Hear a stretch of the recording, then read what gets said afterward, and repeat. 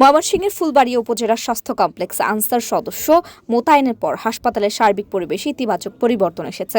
দীর্ঘদিনের দালালদের উপদ্রব উল্লেখযোগ্যভাবে কমেছে এবং রোগীদের সেবা গ্রহণের পরিবেশ আরও শৃঙ্খলাপূর্ণ হয়েছে। সেখানে আমাদের লেডি ডাক্তাররা রাত পর্যন্ত ডিউটি করেন, একজন নিরাপত্তা প্রহরীও সেখানে নাই।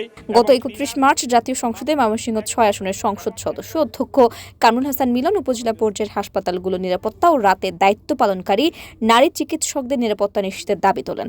তার দাবির পরিপ্রেক্ষিতে প্রধানমন্ত্রীর নির্দেশনায় দেশের 500টি উপজেলা স্বাস্থ্য কমপ্লেক্সে 5000 আনসার সদস্য মোতায়েনের সিদ্ধান্ত নেয় সরকার। ফুলবাড়িয়া উপজেলা স্বাস্থ্য ও পরিবার পরিকল্পনা কর্মকর্তা ডাক্তার মোহাম্মদ হাসানুল হোসেন বলেন, এর ফলে রোগীরা খুব সুন্দরভাবে স্বাস্থ্য কমপ্লেক্স থেকে সেবা গ্রহণ করছে। আনসার আসার পর রোগীদের মধ্যে শৃঙ্খলা বৃদ্ধি পেয়েছে, দালালের উপদ্রব কমেছে এবং রোগীরা খুব সুন্দরভাবে উপজেলা স্বাস্থ্য কমপ্লেক্স থেকে সেবা গ্রহণ করতেছে। আমি আমাদের মাননীয় জাতীয় সংসদ সদস্য মহোদয়কে ধন্যবাদ জানাচ্ছি। সেই সাথে আমি বাংলাদেশ সরকারের মাননীয় স্বাস্থ্যমন্ত্রী এবং মাননীয় প্রধানমন্ত্রীকে ধন্যবাদ জানাচ্ছি।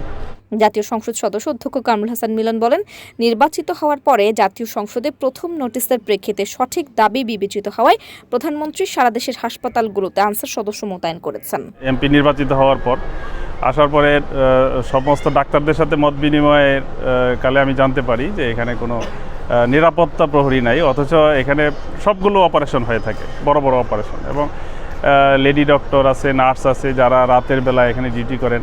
আমি প্রথমেই যে নোটিশটা করি, আলহামদুলিল্লাহ আমারও সৌভাগ্য যে আমার প্রথম নোটিশটা ছিল এটা, এবং সেই নোটিশের প্রেক্ষিতে 71 বিধিতে মন্ত্রী মহোদয় জবাব দেন, এবং এই প্রেক্ষিতে দেখা গেল যে সারা দেশের স্বাস্থ্য কমপ্লেক্সগুলোর একই চিত্র, কোথাও নিরাপত্তা প্রহরী নাই। মাননীয় প্রধানমন্ত্রী সারা দেশে এই ফুলবাড়িয়ার এই দাবির প্রেক্ষিতে সারা দেশে এটা আনসার সদস্য নিয়োগ করেছেন।